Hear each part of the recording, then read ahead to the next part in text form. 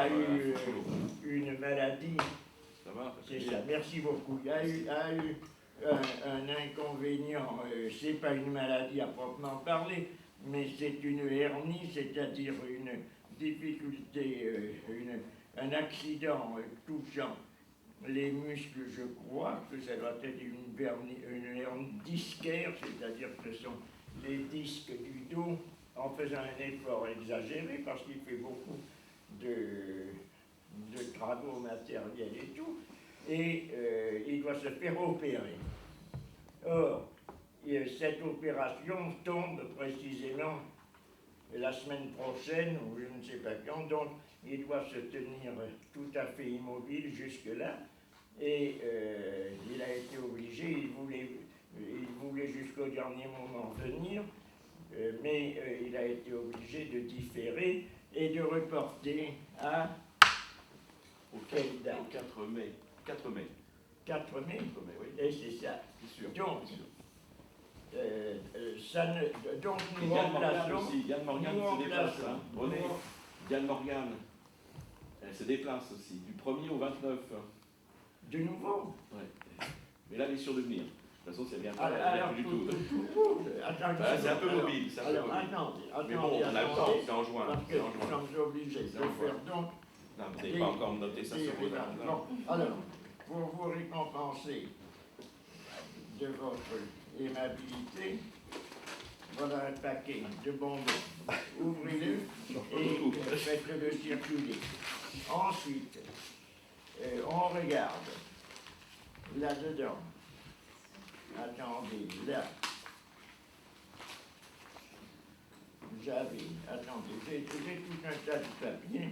Donc, il faut que je fasse passer là. Attendez une seconde. Nous avons le temps, c'est pas la peine de se presser. Je vous mets là. Aujourd'hui, donc, c'est quelque chose qui est consacré à.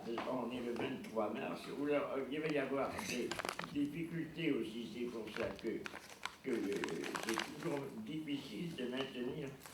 Et les gens ont dû être. Tout le métro a dû être bouleversé à cause de ça, d'ailleurs, non? Jusqu'à 3h, jusqu'à 3h05. Non, mais à cause de cette prétendue bombe. Oui. Toute la ligne a été bloquée, c'est ça. Non, mais je disais tout à l'heure, je ne nie pas qu'une bombe soit possible, malheureusement. C'est trop fréquent. Mais ça a commencé à 2h. Je ne comprends pas comment on ne peut pas le vérifier très rapidement. C'est encore moins probable. Donc c'est ça, c'est sur ontologie et c'est ça, épingle. Et je vous fais circuler, là, si vous avez un crayon, je ne veux pas me défaire du mien parce que j'en ai besoin. Donc faites ça, attendez, là, prenez la feuille là. Alors, je disais que du point de vue, c'est ça, il y a Diane Morgan était placé. Alors Georges Bleu s'était placé aujourd'hui sur Hermann Hertz, et donc je ne sais pas, aujourd'hui c'est nous qui ne sais pas prévu. Il y a Christian Dutheil. Ça ne change pas en principe. Qui est marqué le 20 avril. Donc ça nous met quand même un mois à peu près de distance. Donc ça fait quand même une distance. C'est après les vacances de Et Pâques. puis c'est ça, il faut savoir le le 20 avril. Ensuite, il y a Hans. Où est Hans? Il était dans une rame. Il était dans une rame de métro, comme toi. Il devrait arriver, et c'est ça. Et tu vois, il arrive après Où toi. arrivera-t-il ou n'arrivera-t-il pas? Il devait venir avec la production de peinture, c'est dommage. Lui a sans doute un appareil portatif. Oui, il m'a prévenu. Il s'est excusé. Et moi, je ne pouvais pas. Et Diane Morgan, alors tu disais que celui qui est en mai... Non, le 1er juin. Il y a le 1er juin, Diane Morgan, ce qui est loin, parce que ça nous fait... mais ça nous oblige à le tenir jusqu'en juin, tant pis. Parce que je pense, encore une fois, comme je vous ai dit, renouer en octobre jusqu'à la fin de l'année universitaire. Donc, et ensuite, peut-être le relais sera pris par Thierry, donc il n'y aura pas grand changement. Mais ce n'est pas totalement assuré, mais c'est presque assuré. Ensuite, alors Diane Morgan, qui sera sur l'animalité et la lutte pour la création cosmopolitique. C'est grand programme. Ensuite, Hans Kretz, forme et expression, et qui devrait parler le 18 mai. Mais entre le 20 avril et mai, il y aurait donc reporté, il y aurait donc le 9. Le 9. Le 4. Et non, le 4. mai. Le 4. Le 4. Oui, le 4. Le 4. Le 15 avril. Le 15. Non, le 4. Le 4. J'ai respecté les 15 Ah, jours. c'est ça. Le 4 mai, alors Georges Bleus. On peut mettre des séances chargé intercalaires. de Hermann. S. La peinture Voilà, Hermann S. est reportée à ce moment-là. Oui, c'est ça. Alors, nous lisons donc. Report. Alors aujourd'hui, réflexion autour du problème de Malevich et en particulier, mais enfin c'est aussi des réflexions générales sur l'abstraction et la peinture. Ensuite, et l'abstraction, que veux-je dire, et la philosophie. Ensuite, alors ça nous mène à Christian Dutheil, le 20 avril, qui est quelque chose d'un peu particulier. Ce sont des petites histoires petites histoires des grandes œuvres scandaleuses. Ça, je ne sais pas ce qu'il entend par là, mais ça peut être intéressant. Scandale et service et sévices d'art. Ensuite, le 4 mai, donc il y a Georges Bleus autour de Hermanès. Ensuite, Hans Kretz autour de forme et expression. Et ensuite, Diane Morgan, l'animalité et la lutte pour la création cosmopolitique, et avec une citation de Kant dans le projet de paix perpétuelle, les chameaux, les vaisseaux du désert, mais ils font quoi? Les chameaux.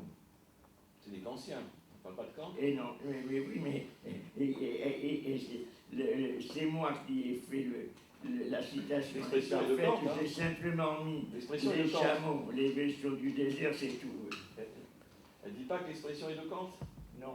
Si, Ben voilà. mais les chameaux, les vaisseaux du désert, mais ensuite on ne dit pas ce qu'ils font.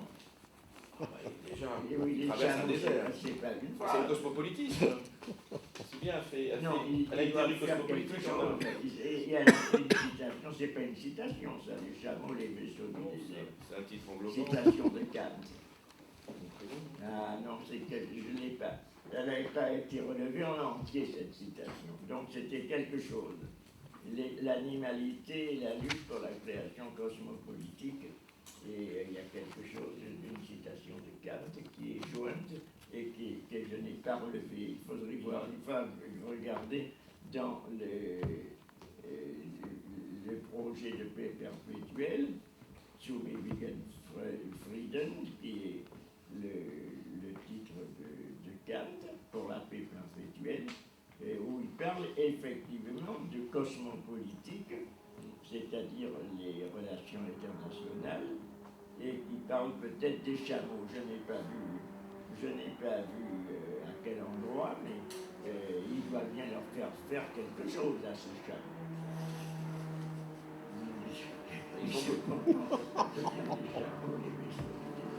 C'est un lien cosmopolitique, apparemment. Ce sont des grands voyageurs. Trace des voies, des passages. Les Parce que c'est sur les relations internationales. L'expression est de Kant, hein, c'est ça. Les vaisseaux du désert. Les vaisseaux du désert, l'expression est de Kant. Mais elle développe toujours la même idée. Ça nous amènera elle est fidèle à l'idée cosmopolitique de l'art. Le projet donc, de toute façon, elle reste dans sa voie. Avec ou sans les chameaux. Bon, alors ce qu'il faut faire, je vais donner, j'avais l'intention de dire ça. Moi j'ai parlé 5 minutes, hein. J'ai déjà parlé 5 minutes. Ça ne change rigoureusement. J'ai pratiquement rien dit. Ça ne change absolument pas du tout l'organisation de ce que l'on pouvait faire, puisque voilà, pour rendre la partie plus animée et plus supportable d'ailleurs, puisque de toute façon nous sommes en plus petit comité aujourd'hui, à cause des circonstances, donc j'espère qu'il faudra rappeler d'ailleurs quand il y a des trous et des intervalles, c'est ça il faudrait qu'une fois pour toutes, dans l'histoire, et depuis que je fais des séminaires, je n'ai jamais pu arriver à régler la question, on arrive à avoir un programme, un calendrier, et à le tenir d'une façon rigoureuse. Or, toujours, ça a été impossible, parce que à tout moment, il y a eu des déplacements qui sont intervenus. Et en dehors des déplacements, des vacances, ce qui n'est pas du tout à regretter, les vacances sont une chose tout à fait importante et intéressante, mais qui arrive comme ça, un peu à l'improviste, il faut dire, parce qu'on ne sait pas quand elles ont lieu. Et comme en philosophie, elles sont depuis plusieurs années placées un petit peu à gauche et à droite, on ne sait jamais exactement quand est-ce que ces vacances interviennent. Mais il faudrait arriver une fois à un peu d'organisation. Je ne sais pas si on pourra y arriver un jour ou l'autre. C'est ça le grand problème.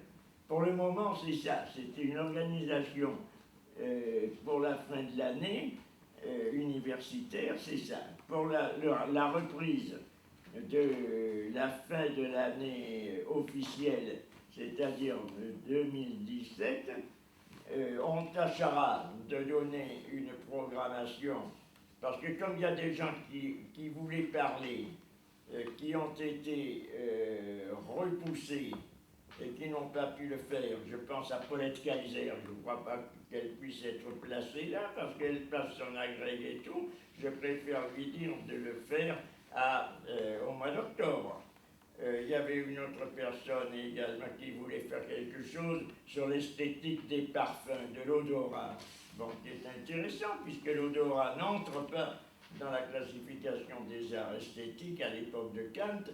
Ce n'est qu'ensuite que ça a pu prendre une place à l'intérieur, mais là, il n'y a que les sens de Louis et de la vue qui donne lieu avec Kant à ce qu'est la condition du jugement esthétique, c'est-à-dire l'universalité.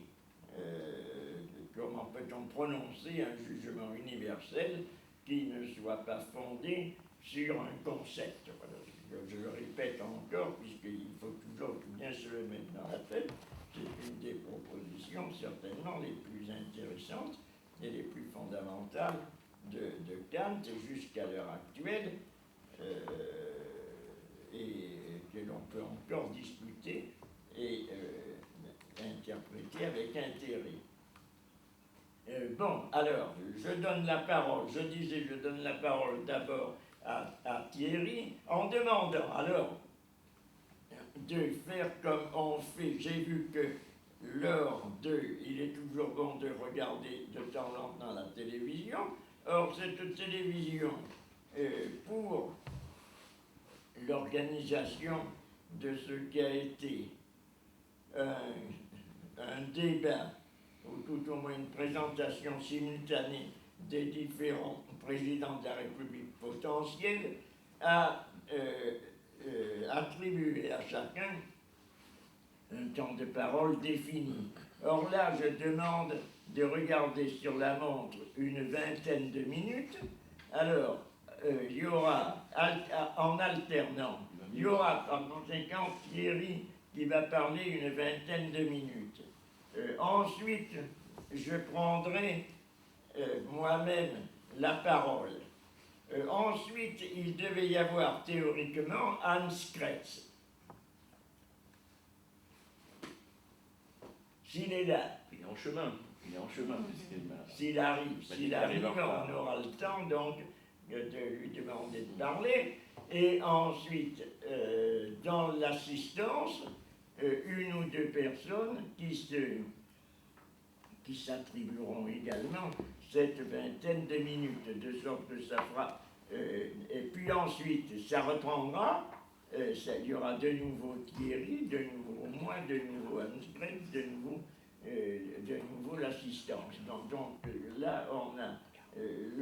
Mais ça fera que l'on ne sera pas obligé d'avoir des discours de 1 heure à la suite, si l'on s'en tient à 7, alors que chacun, si possible, regarde sur un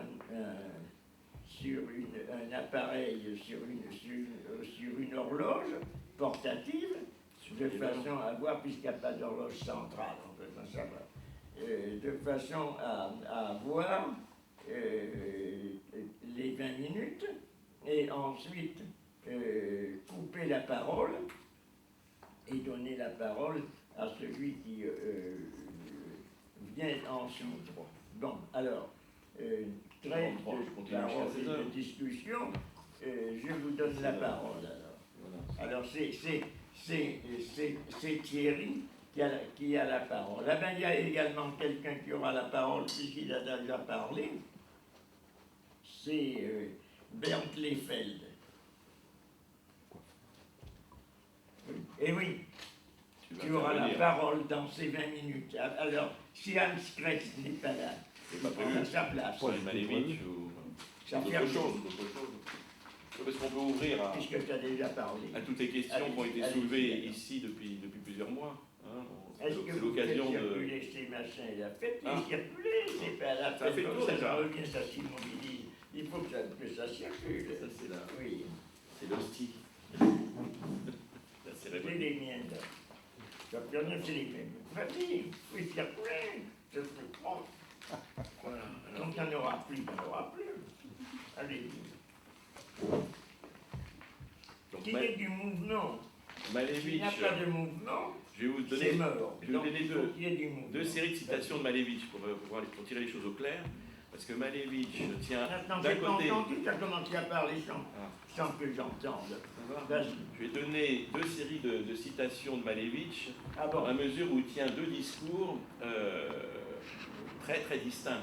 Un discours qui est très proche de ce qu'on appelle ici la peinture, une peinture abstraite qui serait sans sujet, qui serait en rapport avec la visualité, avec les couleurs, les formes en elles-mêmes, et puis un discours beaucoup plus philosophique ou métaphysique, qui intéressait Martineau évidemment, bien qu'il ne sépare pas les deux discours, et on verra bien le contraste qu'il y a quand même entre, au fond, ces ensembles de citations, ce deux types de discours déclaratifs sur ce qu'est la peinture, de toute façon, pour Malevich, donc un des créateurs de l'art abstrait que vous connaissez, et notamment de deux tableaux qui ont fait date, hein, le carré noir sur fond blanc et le carré blanc sur fond blanc. Alors, le carré noir sur fond blanc date déjà, je crois, de 1913 et a été exposé en 1915 dans un ensemble plus important. Il représentait pour lui davantage une sorte d'ironie par rapport à la place réservée à l'icône dans les expositions de peinture et dans les maisons traditionnelles russes. Donc on a une photo de la première exposition suprématiste, mais il y a déjà les assemblages suprématistes que vous connaissez. Alors évidemment, on n'a pas de document là, mais peut-être que quelqu'un peut chercher sur Internet quelques Malevich. Vous les avez tous en tête un peu les Malevich, hein, de toute façon, évidemment, qui sont plutôt moi j'en parle dans ces termes, des agglomérats, enfin des effets de faisceaux et de juxtaposition de plans volants, donc dans l'espace, un peu en apesanteur, sur fond blanc. Là, ça c'est important parce que le blanc sera privilégié par lui. Et donc pour ce qui est de sa plastique, son registre formel, on l'a tous à peu près à l'esprit, mais comme il a atteint un niveau de radicalité abstraite au bord de la non-peinture, au bord de l'art conceptuel, une expérience limite des possibilités de la peinture, qui s'entendrait à s'abolir à sa frontière, et qui évidemment a inspiré beaucoup d'artistes plus contemporains, des minimalistes notamment, et des artistes conceptuels d'ailleurs également. Mais enfin, il a quand même tenu à s'inscrire dans l'histoire de la peinture la plus récente, qui était celle de l'impressionnisme, tandis qu'il est contemporain du cubisme, mais l'impressionniste l'a orienté vers cette peinture-là. Donc il nous dit, mais personne n'avait vu, alors à propos de Monet, qui l'a inspiré, Monet l'a inspiré, comme d'ailleurs Kandinsky a été inspiré par Monet, et sur les cathédrales de Rouen. Donc, mais personne n'avait vu la peinture elle-même, n'avait vu les taches de couleur bouger, croître à l'infini. Personne n'avait remarqué qu'en peignant cette cathédrale, Monet s'était efforcé de rendre la lumière et l'ombre posée sur ses murs. Non, cela est inexact. En réalité, tous les efforts de Monet tendaient à cultiver la peinture qui poussait sur les murs de la cathédrale. Ce n'était pas la lumière et l'ombre qui constituaient son objectif principal, mais la peinture. Alors évidemment, on verra ce qu'est la peinture pour Malevich, parce que c'est évidemment un problème de fond lorsqu'on utilise uniquement le terme générique, c'est-à-dire à désigner la discipline, pour qualifier une valeur intrinsèque, une valeur absolue, propre à la peinture. C'est de la peinture, c'est un jugement de goût d'atelier classique, qui se reprend même entre amateurs de peinture aujourd'hui. C'est de la peinture ou ça n'en est pas, mais alors quand c'est de la peinture dans la bouche d'un des créateurs de l'art abstrait, effectivement, ça fait toujours question. Placé dans l'ombre et dans la lumière. Ce n'est pas de la cathédrale dont nous avons besoin, mais bien de la peinture, et peu importe le lieu où elle a été prise. Si Claude Monet avait absolument besoin des plantes picturales qui poussaient sur les murs de la cathédrale, vous avez des métaphores végétales pour montrer cette croissance de la peinture pure. Par contre, on peut dire qu'il considérait le corps même de cette cathédrale comme les plates-bandes, des surfaces plans. Donc là, il schématise quand même beaucoup la peinture impressionniste, puisqu'il voit déjà des surfaces, des plans. Donc vous avez à l'esprit les fameuses cathédrales de Rouen, hein. Je ne sais pas si vous les connaissez, vous avez pas en vue les cathédrales de Rouen, les uns les autres, pour savoir ce qu'il veut dire. Tu peux montrer les cathédrales de Rouen, parce que les tableaux de Malevich, vous les avez en tête, tous à peu près. Non, pas plus que ça, il faut le montrer. Ah, il y a un bouquin de Malevich, voilà, on va faire circuler déjà, parce qu'évidemment, il faut quand même parler avec quelques images. Et les cathédrales de Rouen, on va vous les montrer ici. C'est important de les avoir à l'esprit quand même, puisque c'est le point de départ au moins sensible. Et on verra ce que veut dire sensibilité, puisqu'il parle de sensibilité pure aussi, Malevich, hein, et c'est toute la question que reprendra Martineau. La sensibilité pure, il y a un terme allemand pour cela, on l'abordera. Alors je ne sais pas ce que veut ce terme allemand par rapport au mot russe, hein, mais Martineau s'inspire davantage, peut-être que ça sonnait plus heideggerien et plus philosophique, de la traduction allemande du texte de Malevich. La sensibilité pure. Donc là, en l'occurrence, et les plates-bandes sur lesquelles poussent l'herbe des prés et les semis de seigle. C'est ainsi qu'il faut considérer toute œuvre peinte, et non le samovar, la cathédrale, le potiron ou la Joconde. Lorsque l'artiste peint, il plante de la peinture, et l'objet lui sert de plate-bande. Il doit alors semer la peinture de manière à ce que l'objet disparaisse, car c'est de lui que sortira la peinture que voit l'artiste. Voilà. Alors, une autre citation. L'essentiel n'était pas de peindre des phénomènes ou des objets avec tous leurs détails, mais que tout résidait dans une facture, on traduit aussi par texture, picturale pure. Ce n'est pas la matière, hein, c'est une sorte de substance de visualité pure, ou de sensibilité pure, qui est substantielle chez lui, et dans le seul rapport de toute mon énergie avec les phénomènes, avec la seule qualité picturale qu'il contenait. Donc on a apparemment un formalisme dans ces déclarations. Alors il se trouve qu'on a une autre série de déclarations, plus philosophiques, liées évidemment aux conséquences de sa création picturale, révolutionnaire, visuellement, et aussi son engagement dans la révolution russe, puisqu'il dirigera donc des ateliers et des chantiers de création dite suprématiste. Donc il fondera une pensée picturale, une doctrine picturale qui s'appellera le suprématisme, mais qui est très bien symbolisé par ce que vous verrez là, les plans volants. Donc c'est un registre formel que moi je compare personnellement, si on reste dans l'histoire de la peinture et des formes, que je compare plutôt à une ornementation comme celle du rococo ou du baroque. Hein. C'est un registre formel qui a d'ailleurs été très peu utilisé, qui aurait pu l'être davantage, qui est très fécond pour renouveler toute la décoration en définitive, et toute l'architecture. Et il y a eu assez peu d'expérimentation, à dire vrai. Le temps n'aura pas été laissé. Il y a eu un changement de régime, et donc toutes ces expériences-là ont été étouffées les unes après les autres. Mais alors, lui-même, pour montrer le contraste avec un autre type d'affirmation, dans son ouvrage du cubisme et du futurisme au suprématisme, Malevich dit « Je me suis transfiguré en zéro des formes ». Donc évidemment, il y a une volonté de ne pas considérer la peinture comme un problème de forme. Alors, est-ce que la forme, c'est l'objet? C'est la question qui se pose aussi. L'art non objectif, parce que pour lui, l'abstraction, c'est un art non objectif. Ça ne veut pas dire donc absence de sujet. Mais un zéro de forme, ça ne veut pas dire qu'il n'y a rien à voir non plus, absolument. Alors, l'effort des auteurs, et me suis empêché du trou d'eau des détritus de l'art académique. L'effort des autorités artistiques pour diriger l'art sur la voie du bon sens aboutit au zéro de la création. Voilà. Même chez les individus les plus puissants, la forme réelle est laideur. La laideur a été poussée chez le plus puissant jusqu'au moment de disparition sans sortir du cadre du zéro. Et je me suis transformé dans le zéro des formes et suis allé au-delà du zéro vers la création, c'est-à-dire vers le suprématisme, vers le nouveau réalisme pictural, vers la création non figurative. Donc ce zéro, c'est pas encore peut-être, mais c'est à discuter, puisque la métaphore existe avec le zéro de l'écriture, par exemple chez Barthes, c'est pas une neutralité, c'est pas comme l'écriture neutre d'un Flaubert, c'est pas une absence d'auteur, mais quand même, c'est une hyper-objectivité visuelle qui s'appellera néanmoins non objectif. Il ne faut pas que le regard ou la pensée face à un tableau suprématiste soit retenu par quoi que ce soit d'objectif, donc comme un pôle particulier. Mais alors, ce qui intéressera Martineau, donc je vous ai présenté comme un heideggérien, c'est de voir s'il y a un lien entre cette doctrine que j'ai schématisée, donc qui peut être à la fois un peu formelle, mais qui ne retiendra pas immédiatement, et ce zéro, ou cette inobjectivité recherchée par le peintre suprématiste, entre une peinture donc suprématiste et une doctrine suprématiste. Est-ce qu'il y a un lien entre les deux? Il fait un schéma assez étonnant. Je l'ai là, enfin, je l'ai reproduit dans mes notes. Un triangle que je vais peut-être reproduire ici. Ça résumera la position de... Alors, mes notes, voilà.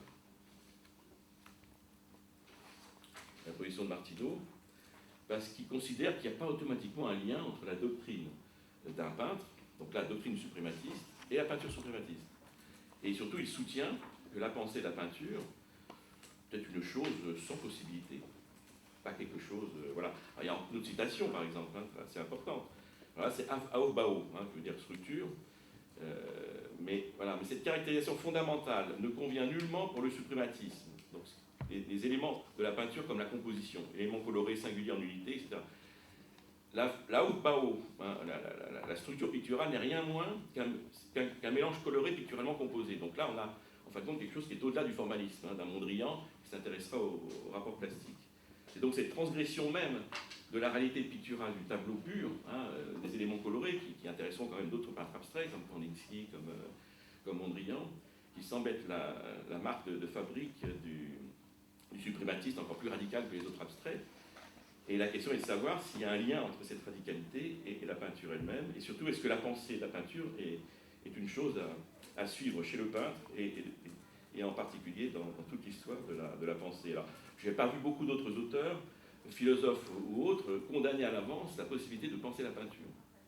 Martineau soutient au fond que la pensée, et encore une fois, je crois au sens heideggérien, mais je ne sais pas si je le dis directement, donc vraiment la possibilité de penser la plus grande, semble-t-il, parce que c'est Heidegger, enfin, c'est la pensée au-delà même de la philosophie, suppose-t-on, au-delà même surtout de la métaphysique, et donc la pensée qu'on retrouve chez les écrivains, qu'on retrouve chez les artistes. Cette pensée, au fond, est impossible en peinture. Il n'y a pas de pensée de la peinture. Alors, on pourrait développer, mais moi-même, je me demande ce que ça signifie précisément.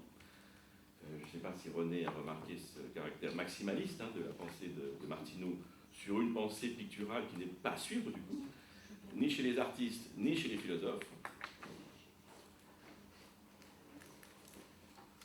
Et donc l'abstraction est dominée souvent par des mots d'ordre, des maximes ou des axiomes, à savoir une peinture sans sujet, une peinture donc abstraite en ce sens-là qui nous coupe de la réalité du monde ou de la réalité phénoménale, une peinture qui ne dirait rien d'autre qu'elle-même, qui s'objective, poème tableau, peinture objective en ce sens-là, mais aussi une peinture abstraite qui atteint la dimension de l'esprit, de la spiritualité pure, et qui donc explique au fond ces dépassements matériels antérieurs.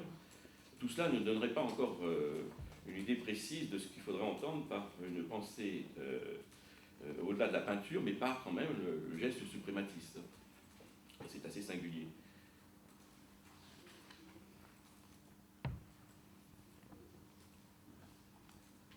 Donc évidemment, il entend la dimension que comporte le nom d'art, c'est toute la question du Kunst. Il faut entendre plus, quelque chose de plus grand que seulement maîtrise, opération de la main, métier. Ça, on peut l'entendre. Mais le problème de la forme n'est pas un problème, qu'en esprit l'avait dit aussi. Hein. Il y a peut-être des fonctions formelles, mais ce n'était pas vraiment le problème du peintre abstrait. Donc là, il prend vraiment à contre-pied l'idée courante qu'on se fait, mais aussi l'idée reçue par les historiens d'art de ce que peut être l'art abstrait. Et donc, alors, je retrouve le schéma, parce que je ne l'ai pas complètement.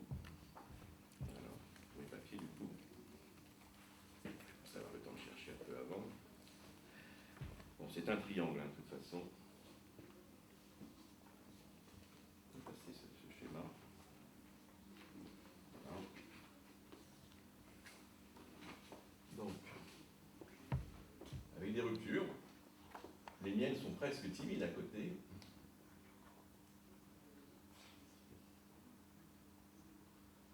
Donc, avec un point d'interrogation. Donc, vous avez la peinture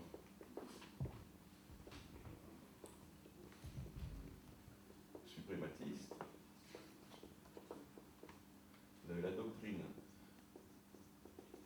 suprématiste. Alors, vous avez la pensée de la peinture.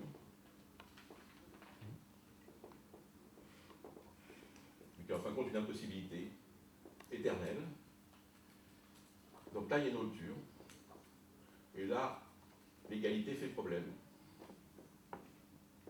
Et au fond, la peinture suprématiste pose ces questions-là.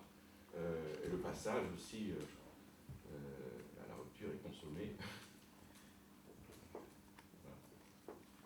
Entre la pensée de la peinture et la doctrine suprématiste aussi. Si je ne me trompe. Bon, les pensées de l'art, hein, parce qu'évidemment, il y a élargissement, pensée de l'art. Enfin, c'est quand même la peinture qui est quand même signifiée ici.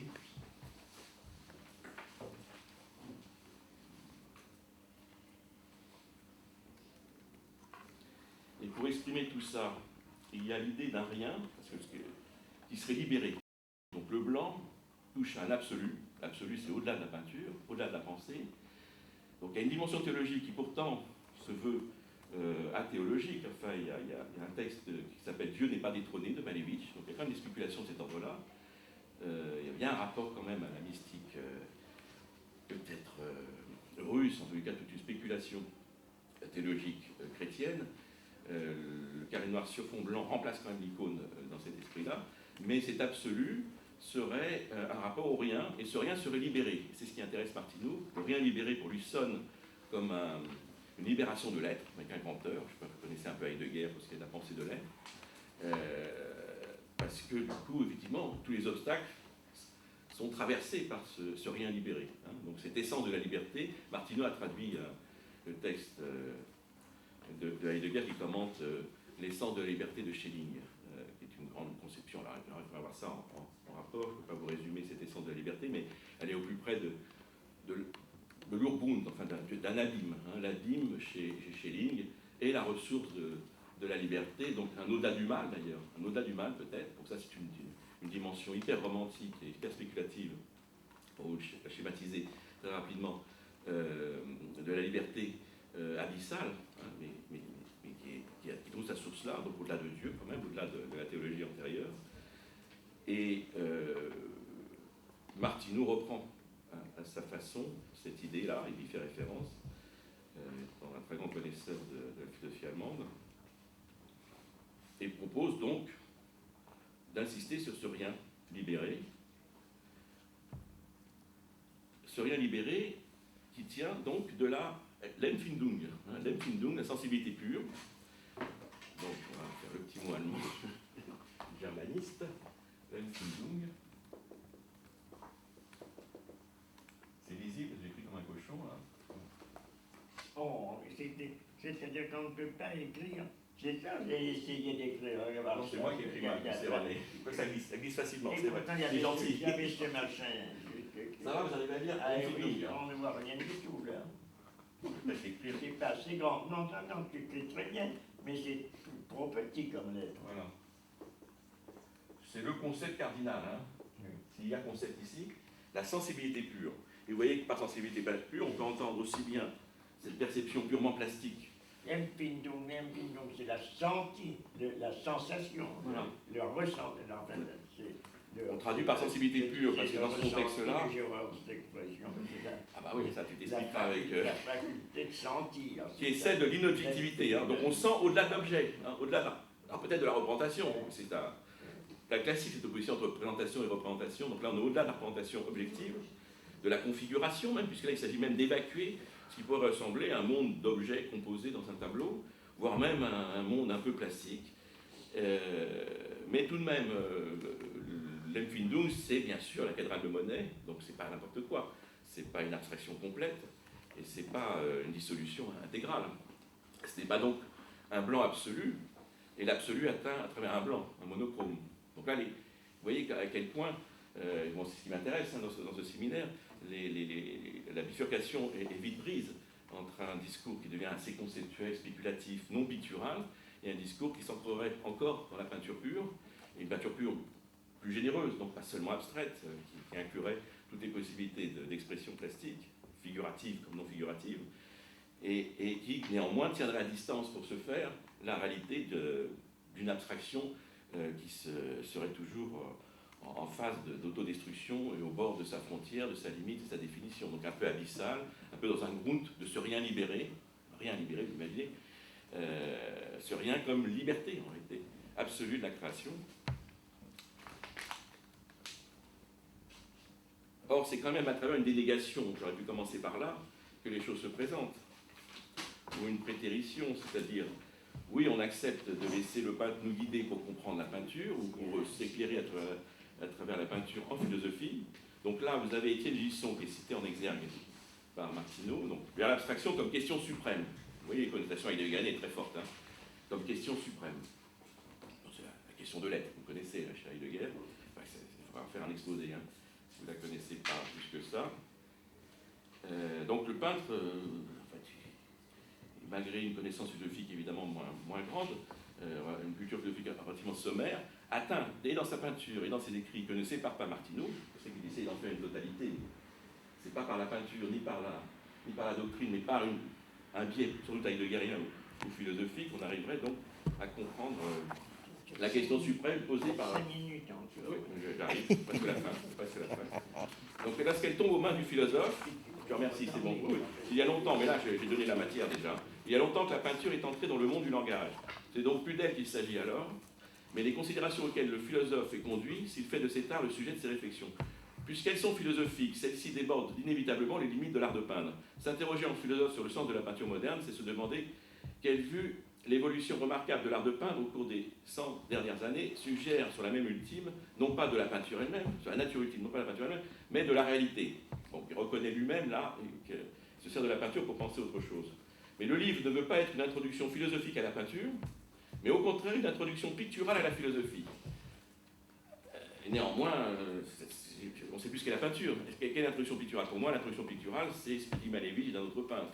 Donc je reste, moi, assez basique de la réaction d'un peintre face à sa peinture ou celle des autres, et qui embraye éventuellement sur le discours des autres peintres, et très peu d'un discours de peintre sur un philosophe, sur le cosmos et l'ordre du monde. Donc le blanc, chez Malevich, va bien sûr servir de fond. Donc il parlera d'infini, mais en fin de compte, ça lui sert simplement, si j'ose dire, à tenir en suspension, sans ligne d'horizon, sans orientation de la composition, ces compositions qui effectivement donnent une sensation d'espace et de suspension. On a vraiment un agrégat de forme en suspension, vous avez pu voir sur la production ici.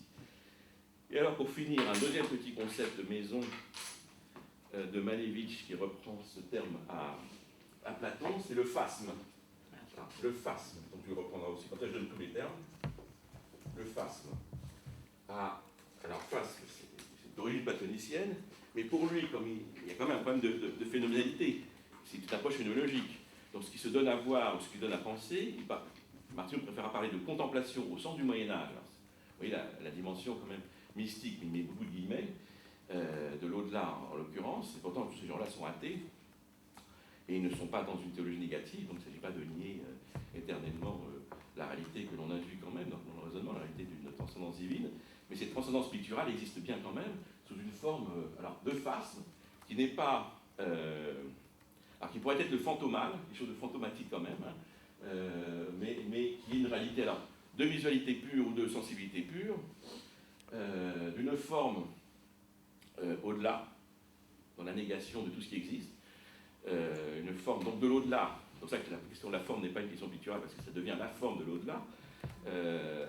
Cette dimension d'absoluité que le carré blanc, évidemment, donne, alors je ne sais pas dire à voir, on peut dire à penser, mais ce n'est plus penser la peinture, et qui l'oppose évidemment au fantasma, qui est plus connu, donc comme phénomène de perception à distance, fantasma chez les Grecs. Et donc il y a une spéculation du phasme qui sera peut-être intéressant de revoir, et qui reproduit alors là la distinction, et je finis, entre l'apparaître, c'est quelque chose que vous trouverez fréquemment, hein, et l'apparition. Donc ce qui compte, c'est penser l'apparaître. Mais c'est un discours qu'on trouve facilement chez les conceptuels, dans ces conceptuels. Au-delà du phénomène, ou alors une phénoménalité dans le phénomène, donc une essentialité dans ce qui apparaît, et c'est l'apparaître même. Donc l'événementialité, et d'ailleurs ils se veulent aussi des artistes de l'événement, des artistes de l'action. C'est une peinture qui agit en réalité, qui n'est plus du tout un tableau limité dans une pièce ou ailleurs. Donc c'était à la conquête évidemment du monde, soit comme architecte, décorateur, etc., mais aussi prêchant une bonne parole quand même, picturo-philosophique singulière. Alors le phasme, c'est l'apparaître. C'est l'apparaître, il y a les termes allemands qui permettent de distinguer ça, l'apparaître plutôt que l'apparition qui est fixée. Peindre l'apparaître même, ce qui est très heideggerien aussi, très phénoménologique. Là vous avez l'apparaissance et l'Erscheinung, et puis alors il y a quelque chose qui persiste, donc son essence, plus brutalement, c'est une restance. Hein. Voilà, là, tout de suite. Alors c'est là que l'ontologie apparaît, hein, une pensée de l'être, comme restance, comme apparaître. Et le phanestai, donc l'apparaître, ça sera le phanestai en grec, hein, que je vais mettre ici, je vous le mets quand même.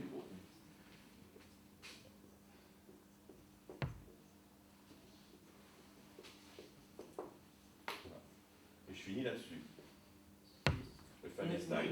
Mais momentanément. Momentanément. Mais là, il y a à peu près la matière. Il faudrait, et je vais tout de suite, personnellement, faire deux choses. D'une part, donner la parole à Hans Kretz pour qu'il présente quelques images, puisque ça sera une illustration. D'autre part, je vais auparavant et en même temps faire une toute petite précision sur ce mot qui est un mot grec, phasme, phasma, effectivement, qui est attesté, qui existe, que vous trouvez dans le dictionnaire, et qui signifie en effet quelque chose qui est en relation avec l'apparence, l'apparition et le fantôme, puisque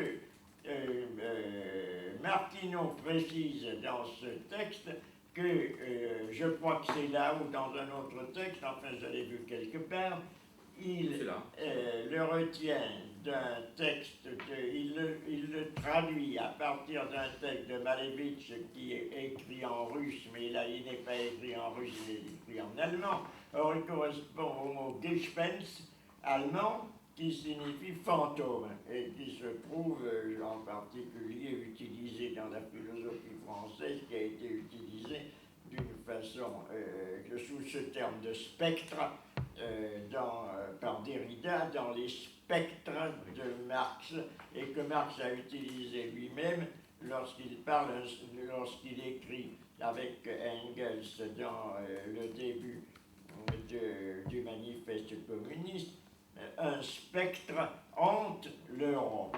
Or, c'est Gespenst. C'est la peinture, en fin de compte. C'est ça. Or, là, on pourrait dire qu'il y a aussi un spectre, d'ailleurs, on pourrait ajouter un spectre hante la peinture. C'est précisément ce statut qui peut être donné au phasme. Alors, c'est pour ça qu'il utilise ce terme de phasme. Martineau a des fantasmes, on pourrait dire des fantaisies linguistiques qui sont variées, surtout avec Heidegger, que l'on peut admettre qui sont très originales très souvent, et qui ont à juste titre soulevé un petit peu de perplexité de la part de ses lecteurs à plusieurs reprises, comme tous les traducteurs de Heidegger, et Heidegger lui-même, mais là, le terme de la traduction et l'hésitation du français pour traduire entre ces termes d'apparition, de fantômes et de phasmes, pour phasmes, est légitimé. Parce qu'en français, on dit aussi une apparition, qui signifie un fantôme. Donc, il y a simplement la connotation un petit peu romanesque qui se tourne autour des fantômes, qui peut être évidemment sujet à caution, mais on peut greffer des réflexions là-dessus. Ce que je ne ferai pas, c'était uniquement pour préciser quelle était la nature de ce mot, ainsi que la différence autour du mot qui a donné lieu à beaucoup de perplexité et de discussion autour des mots utilisés pour le phénomène, parce que l'allemand a la propriété de pouvoir emprunter des mots à des langues étrangères. Il a emprunté le mot de phénomène qui s'écrit phénomène en allemand également, mais en même temps qui existe en allemand sous la forme de Erscheinung. Or, quand j'ai rendu compte que s'il utilisait uniquement le terme de Erscheinung, il y avait quelque chose qui pouvait prêter aussi à ambiguïté. C'est pour ça que lorsqu'il veut affirmer que le phénomène est la réalité, il utilise le mot de Erscheinung, et il le distingue de ce qui est l'apparence, précisément, qui est le Schein, de sorte que l'on pourrait dire que le phasme se trouve du côté du phasme, du Schein, veux-je dire, c'est-à-dire de la... Mais ce n'est pas tout à fait vrai, parce que d'autre part, Martineau disant qu'en définitive le phasme est l'être même, ça voudrait dire qu'en fait, ce phasme, qui est un Gespenst ou fantôme, et qui est donc une apparition, il lui donne le statut non pas de l'apparence au sens de moindre être, puisque une apparence c'est ce qui est illusoire, mais il lui donne le statut de phénomène au sens propre. Mais là, je ne fais que dire cela pour le moment, parce que quand je ferai une petite intervention tout à l'heure, après la présentation des images, c'est là-dessus que je vais développer un tout petit peu.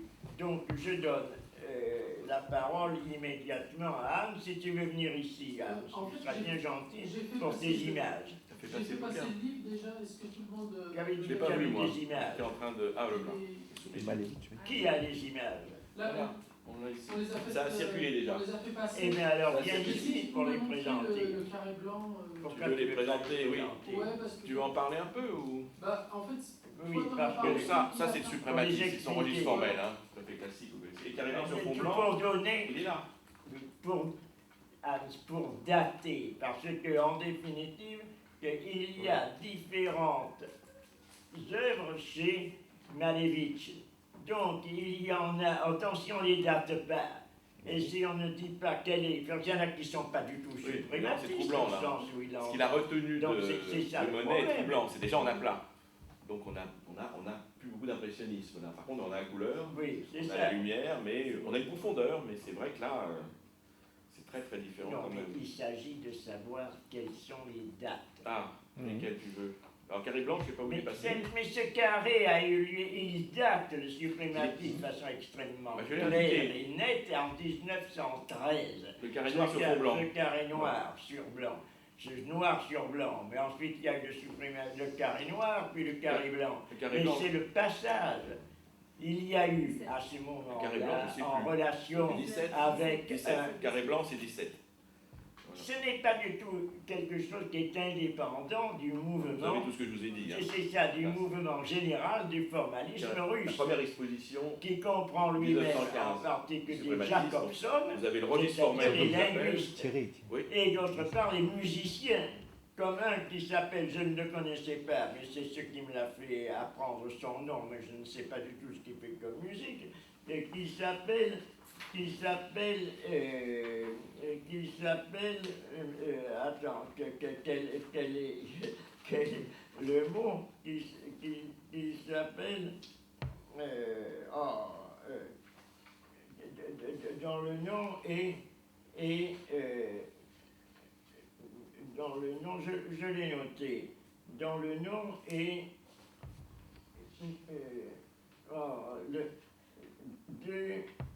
c'est le nom que je n'ai pas. Attends, je vais le trouver. De Matiouchine, c'est ça.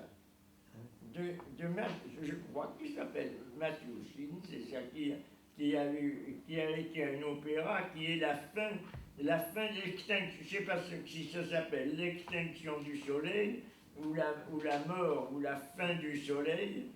Enfin, c'est quelque chose de semblable. Ce carré noir qui a été fait en 1913 et qui ensuite s'est développé d'autre part, qui a donné lieu ensuite le blanc, ce carré blanc et ultérieur. Mais c'est ça qui a donné sa sanction, sinon sa naissance totale, au suprématisme vers lequel s'est tourné et qu'a adopté Malevich, qui est remarquable parce que et c'est ce à quoi je vais en venir en quelques mots, je me donne donc 20 minutes, c'est l'entrée en quelque sorte de la peinture dans la philosophie, explicitement, pourrait-on dire, dans la pensée philosophique. Parce qu'effectivement, si l'on prend l'origine, je l'avais dit l'autre jour, à propos de l'exposé de la présentation de la présentation de Plinio Prado sur Lyotard et sur la situation de la peinture de Lyotard relativement à Kant, et de la peinture aussi, et de l'art, pourrait-on dire, et de l'esthétique relativement à la philosophie, cette esthétique de Kant n'est pas centrée particulièrement sur l'art. Elle est centrée sur la nature, et même l'art est considéré relativement à la nature, puisque l'art n'est art que dans la mesure où il reproduit en quelque sorte, non, c'est pas une imitation, au sens où le mot de reproduit n'est pas juste, où il est en quelque sorte de la nature, mais sans l'être. Il y a toujours des paradoxes. La nature n'est considérée comme étant esthétique que dans la mesure où elle donne l'impression de l'art, et l'art n'est artistique que dans la mesure où il donne l'impression de la nature. Tout cela étant dit dans la critique de la faculté de juger, dans les pages qui sont consacrées effectivement aux beaux-arts,